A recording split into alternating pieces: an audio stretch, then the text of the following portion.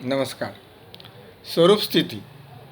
श्री स्वामी उमानंद तीर्थ जी के एक गुरु भाई जो हरिभजन जो बड़े ही पहुँचे हुए महात्मा थे, उन्होंने कई सालों तक श्री स्वामी सोमातीर्थ जी महाराज की सेवा में मौन व्रत का धारण करते हुए अपनी अवस्था को परिपक्व करते रहे।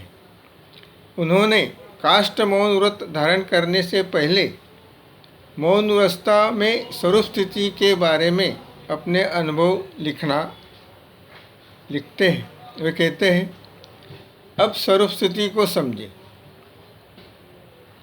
प्रयत्न से जब विक्षिप्त चित्त को एकाग्र किया जाता है और फिर उसे निरुद्ध किया जाता है, तब सर्ववृत्ति निरोध हो जाने पर जो पुरुष का अपने स्वरूप में अवस्थिति हो जाना है, उसका नाम स्वरूप स्थिति नहीं है। उसका नाम पुरुष का अपने स्वरूप में अवस्थित होना है।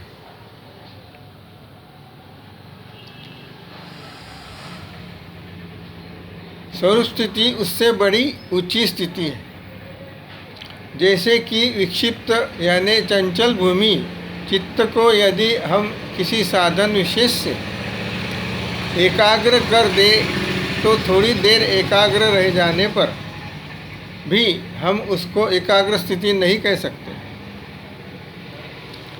यह उसकी एकाग्र अवस्था ही है। इसी तरह जब तक हम चित्त को विक्षिप्त और एकाग्र स्थिति से किसी साधन द्वारा निरुद्ध करते हैं, तब तक हम स्वरूप स्थिति नहीं कह सकते। ये पुरुष का केवल अपने स्वरूप में अवस्थित होना है। जब चित्त की विक्षिप्त और एकाग्र भूमि सर्वथा निरुद्ध भूमि में बदल दी जाए, जब वह बिना किसी साधन के निरुद्ध रहने लगे, तब ऐसी अवस्था में जो पुरुष का अपने स्वरूप में स्थित हो जाना है, वही स्वरूप स्थिति है।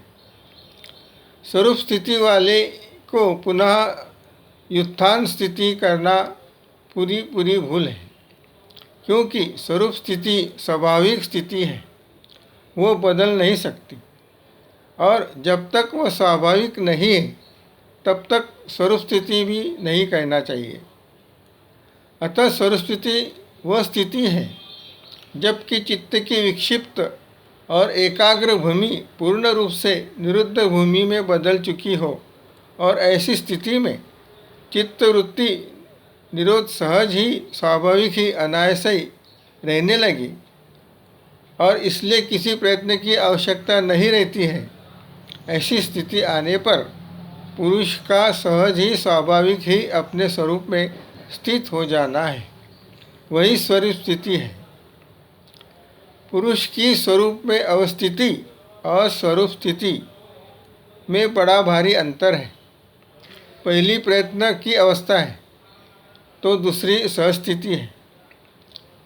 इतनी बात और याद रहे कि जब किसी जिज्ञासु की ऐसी सहज स्थिति हो गई हो और उसको भोगवश कोशमयी अवस्था में यानी सामान्य शरीर अवस्था में प्रारब्धानुसार यद्यपि आना पड़ता है, परंतु उस समय से पहले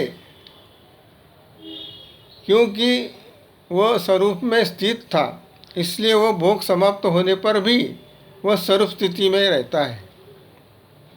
इसलिए भोग काल की स्थिति भी उसकी स्वरूप स्थिति ही कही जाएगी। यद्यपि यह भोग भोगते समय कोशमयी रूप में है, परंतु वह उसकी कोशमयी अवस्था यानी कोशमयी स्थिति नहीं। जब चित्त की वृत्तियाँ निरोध स्थायी और दृढ़ भूमि हो जाए और बिना किसी क्रिया और प्रयत्न के स्वाभाविक सहज ही प्रतिक्षण बना रहे, तब वह निरोध की स्थिति अथवा स्वरूप स्थिति कहलाएगी। ये बात बतलाना आवश्यक है कि आना जाना, बंधन और मुक्ति आदि सब क्रियाएं अंतःकरण में चित्त द्वारा होती है। चेतन तत्व पुरुष अर्थात आत्मा उनका केवल साक्षी, अप्रवधर्मी, अपरिणामी, निष्क्रिय, नित्य, सदा एक रस रहता है। इसमें बंधन तथा मुक्ति का होना केवल विकल्प से आरोप किया जाता है। धन्यवाद।